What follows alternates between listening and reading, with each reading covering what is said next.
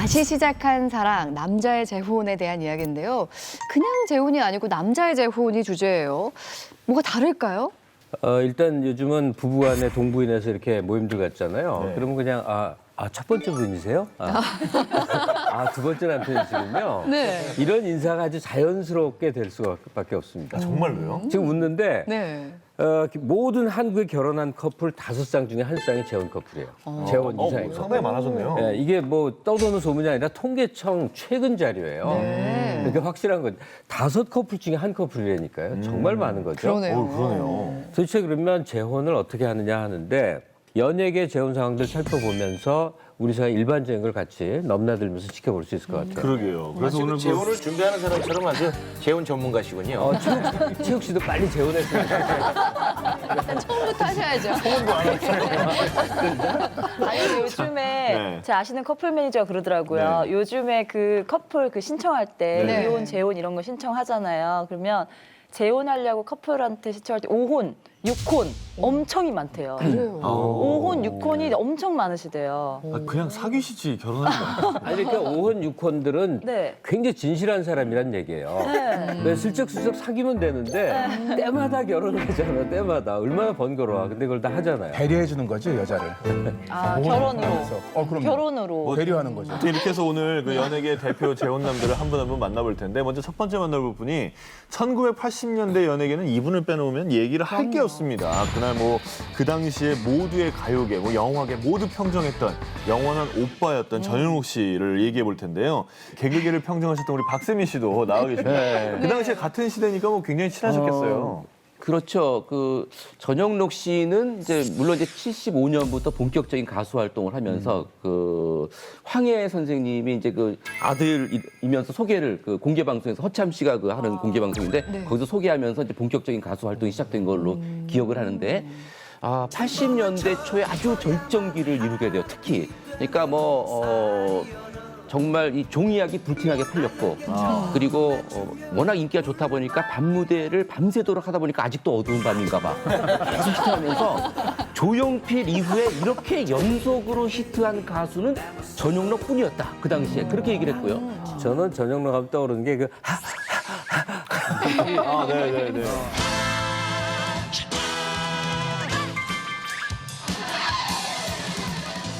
다니는 그 개를 보고 힌트를 얻었다 그래요. 어디까지가 진짜고 어디까지가 농담이세요? 굉장히 아이디어스럽잖아요. 그래요? 네. 그 소리 자세히 들어보면 정말 애완견 같이 들려요. 아니 세상엔 TV에 얼마나 많은 스타들이 나와요. 그러니까 하하하 이것만 오래 남아있다가 작년 겨울이구나. 전영록 씨를 이제 만날 일이 생겼어요. 제가 라디오 하는데 네. 금요일 밤마다 이제 초대 가수가 나오는데 전영록 씨가 나온 거예요. 야, 그때 진짜 놀랐어요. 진짜 많이 놀랐어요. 왜요? 그러니까 전영록 씨가 언제적 스타예요. 이제 세월이 흘러서 나이도 꽤 있잖아요. 전영록 씨가 뜩 나왔는데 완전히 애가 나오네. 43짜리가 나오네. 43 전대. 정말 깜짝 놀랄 정도. 그래서 그리고 뭐 말하는 거 행동 이 분위기가 그냥 나이 먹은 꼰대하고는 정말 거리 멀어요. 정말 젊게 사는 사람이구나 그걸 느낍니다. 그럼 두 분은 어떻게 되세요? 연배가 더 형님이세요? 저보다는 한 6, 7년 위죠. 참고로 그냥 전영록 씨는 네. 중학교 동창이 이홍렬 씨예요. 그럴 거예요. 친구예요. 다. 네. 거의 다 또래인데 반말들을 안 하세요. 그분들은. 뭐 구창모 씨, 전용 씨 이런 분들은 서로 반말들은 안 하고 당신 뭐 배철수 씨가 53년생이시거든요. 다 존댓말 쓰시면서 그렇게 지내고 계세요. 예. 또 그렇게 되는군요. 네. 아니 근데 정원관 씨는 춤 선생이셨다면서요? 전영록 씨의. 아 진짜요? 우리가 예전에 그 젊은 행진이라는 걸 했잖아요. 네. 그리고 저희가 짝꿍 출신인데 그때 젊은 행진은 그 탑 클래스의 가수분들하고 같이 이렇게 춤도 같이 추고 노래도 같이 하고 그냥 콜라보가 많았는데 네. 근데 우리가 이제 안무를 짜고 영록이 형을 모셔다가 이제 우리가 안무를 가르쳐 줘야 되는데 아무것도 안 되는 거야. 춤을 못 추셨어요? 심지어 박치예요. 그래서 뭐 이렇게 톤 뭐 이런 거를 이렇게 예를 들어 톤을 돈다 그러면 뭐 이렇게 해서 이렇게 돌잖아. 이게 발이 꼬여서 이게 톤이 안 되는 정도로 박치. 그러니까 그래서 나온 춤이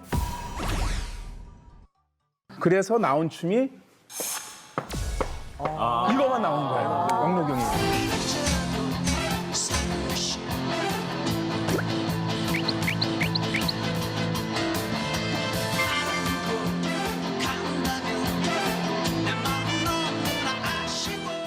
그것만 해서 노래를 불렀는데도 그렇게 인기가 좋았던 거예요. 그러니까 그분은 댄스 가수가 아니라 빠른 노래를 부르는 가수분이시지 댄스 가수는 아니요 사실은.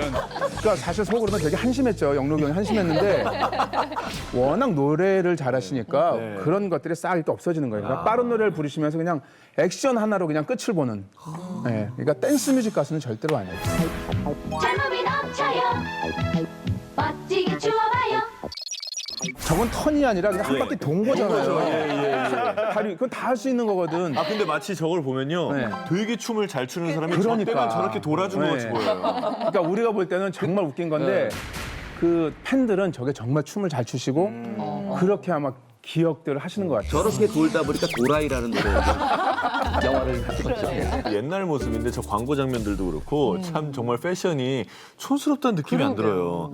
요새 저기 패셔니스타로 거듭나고 있는 우리 최욱 씨, 이거 보시기에 어떠십니까? 그래요, 요즘? 패셔니스타의 한 사람으로서 네. 요즘 좀 대한민국 패션 또 제가 집대성하고 있거든요. 그렇죠. 예. 근데 그 패셔니스타 중에 한 명이 류시원 씨 아닙니까? 네. 이 자켓을 걷어 올리는 네네네네. 일명 그 설거지 룩입니다. 딱 걷어서 많이 이게 따라했죠. 원조가 사실은 전영록 씨입니다. 그래요? 네. 이것도 알고 보면은 나름의 또 고충이 있었던 게 전영록 씨가 실제로 보면은 저도 이제 실물로 뵙고는 조금 놀랐는데 굉장히 좀 아담한 편이세요. 그럼요. 그러니까 이게 의상을 갖고 왔을 때 지금처럼 더 피팅 기술이 발달하지 않았을 것 같아요. 이 기니까 소매를 접어 올린다는 것이 이 팔소매 걷는 하나의 패션이 돼버린 거죠. 그 슬픈 얘기야. 근데 안진영 씨도 다 모를 텐데 최욱 씨는 잘 알 거예요. 몰라요. 아니 근데 그게 두 조금 가지예요. 기장이 짧은 사람들의 특징이 모든 자켓이 길어요. 네. 이 어깨 넓이가 저 같은 경우도 100이거든. 100에 어떠한 경우에도 이게 이쯤 내려와. 그러니까 이걸 다 이제 그 세탁소 가서 줄여야 되는데 그 얼마나 번거로운 일이에요. 근데 어느 순간 딱 접으면 편해. 저도 잘 접어 있거든요. 그게 멋이 아니야. 전영록 씨 경우도 뻔해 그게. 아니 근데 두 가지예요. 하나는 길어서 접은 거고 영록이 형이 그때 한참 무술을 하셔가지고 팔이 이만해요 여기가. 그러니까 이렇게 하다 보면 여기 이렇게 근육이 이렇게 보이는 거 이런 것들을 힘줄 이렇게. 보이지 않는 이렇게 자랑으로 삼으셨던 적도 있어요. 그러니까 멋있죠. 굉장히 계획적일 수 있는 거죠. 아 거기다가 왜 그 고황해 선생님이랑 또 우리 백설이 선생님 그 뭐랄까 엔터테인먼트 유전자가. 그 유전자를 완전 몰빵하셨잖아요. 그렇죠. 몰빵하면서 거기다가 이제 그때 당시 하이틴 스타로 대박 나시면서 그때 제가 사실 86년생이거든요. 네. 87년에 네. 그렇게 돈을 또 많이 버셨다고 아, 그래요? 1위였다고 그러니까 들었거든요. 이제 영화 쪽으로 해서 그 1위로 번 걸로 내가 기억을 하고요. 네. 2위가 안성기 씨. 네, 맞아요. 안성기 씨가 2위인데 그 1위가 정도 전영록 영화 씨였어요. 쪽으로 봤을 그때 때 당시에 물론 뭐 최고였으니까. 최고였죠. 영화를 너무나 좋아해요 그분이. 그래서 아마 지금 시점에서 노래를 할 거냐, 영화를 할 거냐라고 선택하라고 한다면은 제 생각에는 영화를 선택할 것 같아요. 공항에 일을 하러 나가는 경우들이 이제 종종 있었는데 물론 다 마찬가지지만 그때 이제 전영록 씨를 가끔 봐요. 네. 형 어디 가세요?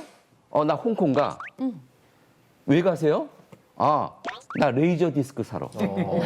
홍콩에 가면 이제 여러 이제 작품들이 있으니까 네. 이걸 열렬히 갈 정도로 이렇게 영화 광이었던 거죠. 끝내는 그러고 나서 비디오 가게를 차리셨어요. 아 그래요? 네. 그러니까 지금 너무 오래돼서 세민 형이랑 나랑 형 어디였지만 했는데 엄청나게 많았어요. 그러니까 우리나라의 그 영화 쪽에 관심 있는 사람들은 안 가본 사람이 없을 거예요. 영화계에 계신 분들은. 그러니까 그 비디오 영화관들은. 가게를. 네. 그렇게 했었고. 그래서 우리가 들었던 것들 중에 유승환 감독이 예전에 거기를 가서 그 당시에 거기 가서 이 고르다가 전영록 씨를 보고 나서 영화 쪽 관계된 쪽에 저희 좀 일 좀 시켜달라고 그랬다가 하도 귀찮게 하니까 매니저가 이렇게 끌고 나와서 쫓아내는 뭐 그런 것도 있고 또 전영록 씨를 이렇게 계속 쫓아다녔던 어린 학생이 하나 있는데 네. 지금 그게 박진영 씨가 쫓아다니면서 JYP. 비디오 가게 기웃거리고 뭐 네. 그런 일화가 있어요. 그 동네 출신이시잖아요. 그렇죠. 사실 전영록 씨는 그 배우로도 훌륭하고 가수로도 훌륭하지만 싱어송라이터로도 훌륭하시고 작곡도 많이 해서 실제로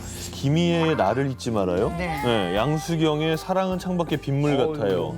김지혜의 얄미운 사랑 이런 히트곡들을 다 작곡을 하는 분이기도 합니다. 오늘 금잔디 씨 나오셨는데 전영록 씨 곡을 받으신 적이 있다면서요. 오. 네, 저는 전영록 씨가 한창 인기를 끄실 때 저는 그분이 신인 줄 알았어요. 그냥 볼 수 없고 평생 그분과 눈을 마주할 수 없는 신인 줄 알았는데 어느 날 연락이 와서 잔디랑 밥을 한번 사주고 싶으시다 그러시는 거예요.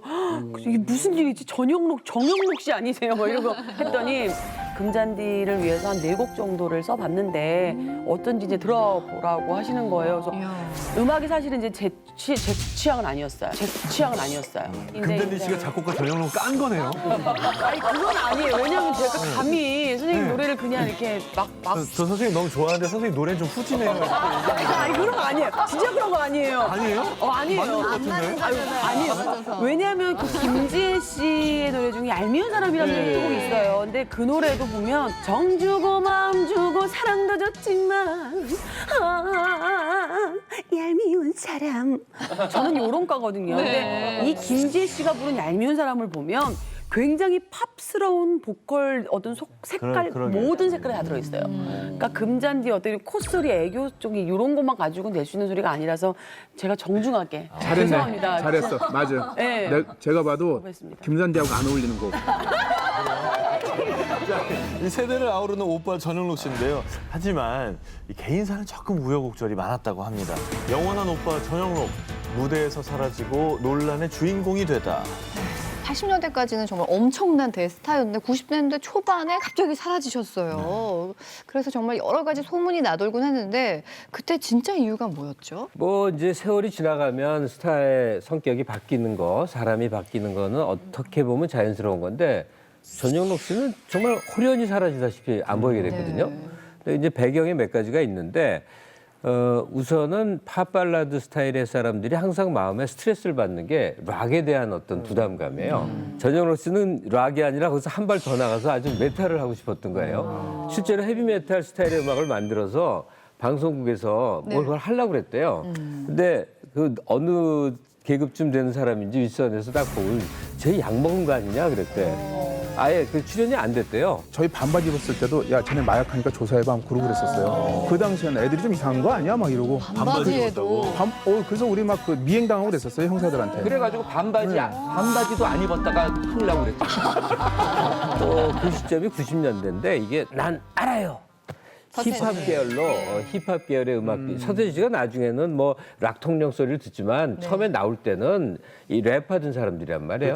그 당시에 이제 낭창낭창 뛰어오르내고 이거 하던 거란 말이에요. 근데 전영록 씨 같은 경우는 이 힙합 이게 안 맞고 싫었고 그랬던 거예요. 그러다 보니까 자연히 멀어지는 거죠. 예, 그러니까 전영록 씨는 그 나름대로 정말 독창적인 음악을 추구하던 사람이고 제가 옆에서 볼 때는 정말 창작하는 음악인이에요. 그러다 보니까 그 당시에 90년대 초에 그 이제 해외 문호 개방도 많이 되고 여행도 많이 다니고 그러면서 무엇이 이제 나타나기 시작했냐면 표절 음악이 나타났어요. 그러니까 표절보다 샘플링이죠, 샘플링. 샘플링도 있지만 표절의 그 규모 규정이 있잖아요. 네. 그 규정을 전영록 씨는 예리하게 간파하고 있었어요. 그 당시에. 그러니까 열심히 자기 음악을 추구하면서 잠시 쉬었던 시절. 그때 자신의 음악 세계하고 뭔가 맞지 않으면서 회의를 느끼면서 마치 그 산에서 돌을 닦듯이 생활을 즐기고 있었단 말이에요. 표절 얘기하니까 그런데 한때 센터폴드라는 노래 기억나세요? 굉장히 대인기였어요. 다다다단딴딴 따라리리 이게 이 멜로디예요. 어디서 들어보지 않았어요? 네, 햇질날. 송대관의 해쨍하고 햇들하고 완벽히 똑같아. 그래서 연도가 보니까 햇들날이 훨씬 먼저예요. 그렇죠. 그래서 추적을 해보니까 그 제이갈스 밴드 그 작곡한 사람이 주한미군에서 근무를 했던 거예요. 그래서 미군의 병세대 우연히 말 들은 거야. 많았잖아요, 또. 그게 뇌리에 남아있. 또 이혼 때문이다 이런 소문이 굉장히 파다했다고요. 이게 큰 해프닝이죠. 이혼을 해보고 나서 양수경 씨하고 전영록 씨가 결혼한다는 게 스포츠 신문 일면 톱으로 딱 실렸네. 네. 근데 이게 황당하게 양수경 씨님이 예당 대표 변대현 씨랑 결혼하기로 다 약조가 돼 있어서 지금 뭐 세월 지나기지만 거의 부부처럼 돼 있는 상황이었거든요. 그래서 오늘은 전영록과 결혼 뭐 이렇게 기사가 나고 그 다음 날은 결혼 이게 나오고 완전 코미디 같은 일이 벌어졌어요. 그 다음날 다시 정정 발표했군요. 그러니까 정정도 아니에요. 그냥 새로운 기사가 나왔어. 아니 안 기자 그때는 왜 막 그렇게 뱉었을까요 기자분들이? 마음대로 해도 결혼한다고 되고. 그러고 막 탑으로 내고 막. 그 당시에 이제 선배들 얘기 들으면은요 일종의 그런 기사가 언제 많이 나오면은요 금요일 날 많이 나요. 금요일 날이나 네. 토요일 날. 왜냐면 이 신문이 이틀이 걸려 있잖아요. 그러니까 일면에 센 게 들어가야지만 그 신문이 이틀 동안 많이 팔리는 거예요. 그러다 보니까 계획적이구나. 무리하게 왜냐면 분명히 얘기를 하나씩 듣긴 전영록 들었는데. 얘기가 뭔가 있어. 양수격 뭔가 얘기를 했어. 조합을 하다 보니까는 이게 그럼 둘이 결혼 아니야? 이런 식으로 얘기가 나올 수 있는 건데 지금이야 인터넷 세대니까 문제가 딱 기사가 딱 터지면은요 다음 정정기사. 한 10분만 해도 이게 막 정적 반박이 나오고 고쳐지는데 신문은 딱 찍어서 나오면은 이틀은 그냥 가야 되잖아요. 그렇기 때문에 조금은 그렇게 무리한 게 진행이 된 경우가 있었던 거예요. 아, 보니까 이렇게 결혼 뭐 전영록 양수경 결혼 탑에 딱 이만하면 가판대에서 하잖아요. 보통 그때는 사고 나서 뒤에 이렇게 덜치면 그런 설이 있기도 그렇게 되는 거거든. 맞죠. 그렇게 낚여서 하는 것들이 되게 많아요. 제가 봤던 것 중에 가장 심했던 것 중에 하나는 정말 예전 선배들 기사인데 그냥 연예인 부부였어요. 둘이 볼 때 2세 갖기 어렵다. 이게 타이틀이었어요.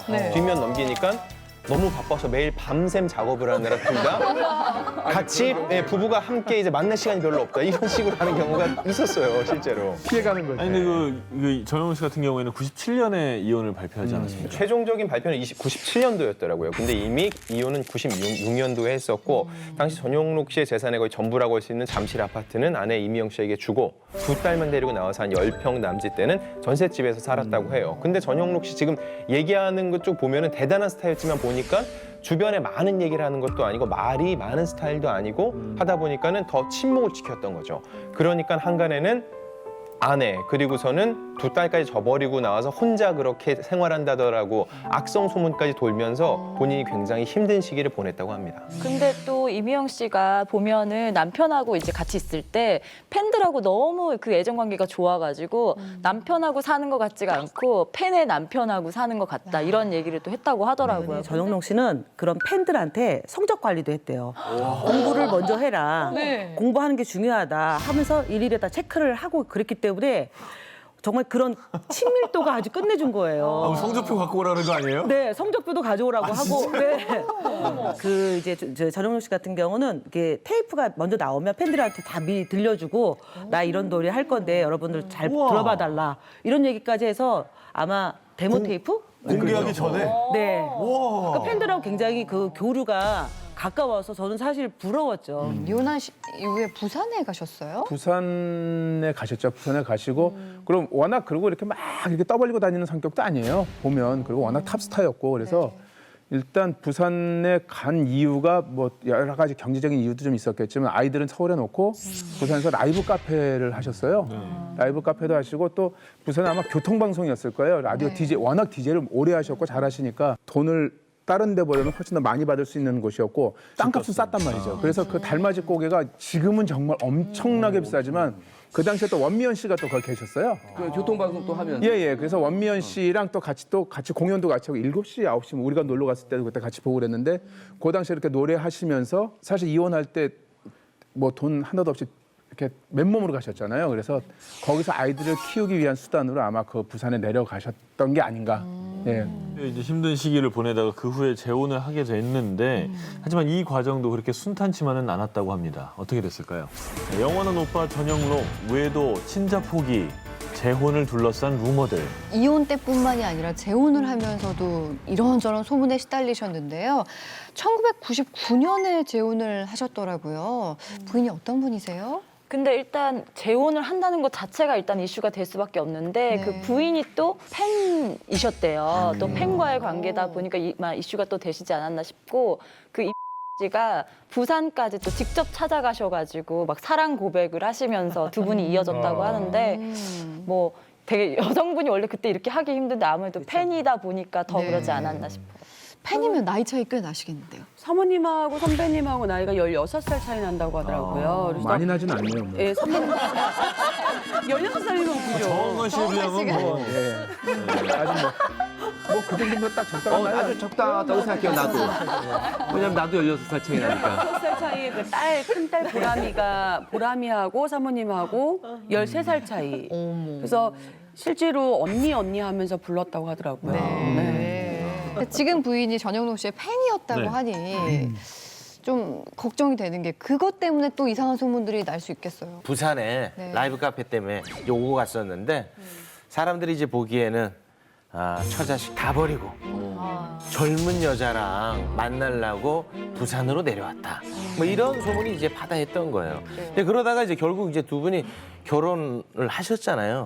그러고 났더니 이제 거기 오는 손님들이 저 파렴치한이라고 하면서 수박 껍질 던지고 뭐. 이런저런 소문이 많긴 했지만 정말 새로운 가정을 위해서 노력을 엄청 하셨던 것 같습니다. 그렇다면 이제는 꽃길만 걷게 된 걸까요? 전용록 씨의 다음 키워드 확인하겠습니다. 영원한 오빠 전용록, 헌신의 아이콘 전용록의 아내. 결혼 후에 그래서 그 아내분이 전용록 씨의 부인, 시부모죠. 그러니까 극진히 모셨다고 하는데요. 두 분 다 이제 연로하셔서 몸이 불편하니까 병원 다닐 때도 같이 다녀야 되고 그리고 그러다 어떤 일까지 있었냐면은 임신을 하셨는데 이 일이 너무 고되다 보니까 유산을 하셨다는 거예요. 아이고야. 근데 시부모가 아이를 가졌다는 걸 너무 기뻐하고 좋아하셨던 걸 아니까는 이 유산 사실을 차마 알리지 못하고 그러니 더 건강한 모습을 일부러 보였겠죠. 그런 식으로 지극정성을 모셨으니까 전용록 씨가 볼 때 얼마나 어여쁜 아내가 아니었나 싶어요. 이게 연예인들은요, 그 남자들이 이 탑 자리에 있었던 사람들은 이 경제관념도 없고 그리고 본인이 스스로 뭘 하는 게 없어요. 누군가 다 해줬고 늘 대접받고 막 이런 것들이 몸에 배 있어서 본인이 할 수 있는 게 별로 없어요. 그냥 본연의 그냥 노래나 하고 뭐 이런 것들이거든요. 그러니까 저는 제가 결혼을 해서 내가 보험을 하나도 안 들었다는 걸 그때 알았어요. 그러니까 챙기지를 못하는 거예요. 뭐 주택부금이 뭔지 청약통장이 뭔지. 그러니까 이 형도 똑같았다는 거죠. 제가 볼 때는. 보험은 꼭 들어야 되나요? 들어야지. 그래서 아마 내가 볼 때 영록이 형도 결혼하고서 보험 되게 많이 들었을 거예요. 그러니까 그러고 나서 뭐 전셋집을 5번 정도 올리면서 본인의 이제 집을 샀고 이런 것들이 영록이 형 혼자 아마 그런 생활 계속했으면 아직 내가 볼 때 집 못 샀을 거예요. 그러니까 형수님이 이렇게 챙기시고 나서 아마 지금 그런 것들을 이렇게 다 어떤 가정을 하나 이렇게 다시 새로 만들어주는 게 형수의 그런 노력이 없었으면 안 됐을 것 같아요. 예. 너무 잘 만나셨네요. 그러게요. 그럼 두 분 사이에 자녀는 어떻게 되세요? 2002년에 이제 아들을 하나를 낳으셨고요. 네. 그리고 이제 4년 후에 또 아들을 하나 낳음으로써 보람이, 우람이까지 해서 2남 2녀가 이제 너무 좋다. 됐는데, 네. 그랬는데 참 이 아내분이 참 대단하신 게요. 아이를 낳을 때도 그 이제 우람이, 보람이한테 물어봤다는 거예요. 애를 좀 내가 낳고 싶다. 왜냐하면 전용록 씨, 그러니까 남편이 돌아가시면 이제 나는 나밖에 없지 않겠느냐. 그랬더니 이제 아이들이 우리는 아빠가 돌아가셔도 언니를 버리지 않을 거예요. 그랬다는데 가만히 보면 너무 웃긴 게 아직도 멀쩡히 살아계신데 전용록 씨를 두고 뭐 서로가 뭐 죽어도 우리는 뭐 이게 참 섭섭한 일이에요 사실. 그 얘기 들으니까 왜 이렇게 슬프냐 내가. 아무튼 그 첫 번째 결혼에서는 딸 둘이 있고 또 재혼한 후에는 아들 둘이 있고요. 그래서 좀 이제 좀 행복해지나 싶었는데 이번에 또 좀 불행한 일이 다시 찾아왔습니다. 전용록 씨가 암 투병을 2번이나 했다면서요? 2010년도에 대장암 판정을 받았고 또 6개월 후에 직장암 판정까지 받으셨대요. 근데 다행히 또 일찍 발견해서 1기에 발견을 하셔서 다행히 그나마 완치할 수 있었던 거죠. 근데 정말 깜짝 놀랐어요. 전용록 씨 이제 암투병 당시에 가장 큰 도움을 줬던 분이요. 그 동창인 이용열 씨라고 해요. 일단 제일 먼저 알렸고요. 아마 나이 어린 아내에게 알리기도 굉장히 미안했고 걱정스러웠을 것 같은데 그 얘기를 듣고 나서 이제 이용열 씨가 걱정이 된 거죠. 왜냐면 전용록 씨 같은 경우는 술은 원래 잘 안 드신대요. 근데 작업을 일단 들어가면은 하루에 담배를 3갑에서 3갑 반 정도를 피는데 암투병 때문에 내가 암에 걸렸다라고 걱정하면서 이걸 또 피우셨다는 거예요. 이게 또 스트레스를 받으니까. 이 모습을 보면서 이용열 씨가 계속 만류를 했는데 안 되니까 결국은 원래 이용열 씨는 또 담배를 안 태우시는데 네가 만약에 담배를 끊지 않으면 내가 담배를 차라리 피겠다고 해서 앞에서 담배를 뺏어서 막 피워서 없애겠다는 식으로 피웠던 거죠. 이런 모습을 보면서 정말 내가 이러면 안 되겠다 싶어서 담배까지 끊게 됐고 다행히 또 1기여서 빨리 치료를 받았다는 거예요. 다행입니다. 그래서 요즘 전용록 씨는 어떻게 지내십니까? 얼마 전에 그 공개 방송 가서도 봤고요. 그리고 그 7080 콘서트라든지 또 행사도 이렇게 꾸준히 열심히 잘하고 있고요. 그러니까 한 가지 중요한 것은 변함없는 고가의 출연료로 다니고 있다는 거. 사실 전용록 씨의 음악을 요즘 많이 그리워하시는 것 같아요. 그리고 전용록 씨 자체도 선배님도 이제 조금 안정이 되셨으니까 지금은 각종 행사장에 오시면 저는 제 기분 좋은 게 이제 잔디아라고 제 이름을 불러주시는 거 되게 감사하고 항상 보람이 그 딸들이 작곡하고 음악 공부를 하나 봐요. 그래서 그것들을 막 와서 자랑을 하세요. 우리 딸아이가 한 거라고 막 이제 들려주시고 보여주시는 거 보면서 이제 선배님이 정말 제대로 된 제2의 멋진 또 인생을 여시려고 준비 중이시구나 생각이 들더라고요. 맞아요. 그러면서 아주 중요한 부분은 뭐였냐면은 1980년대 음악이 대중들에게 좀 더 알려지기를 바라는 안타까운 마음을 꼭 표현했어요.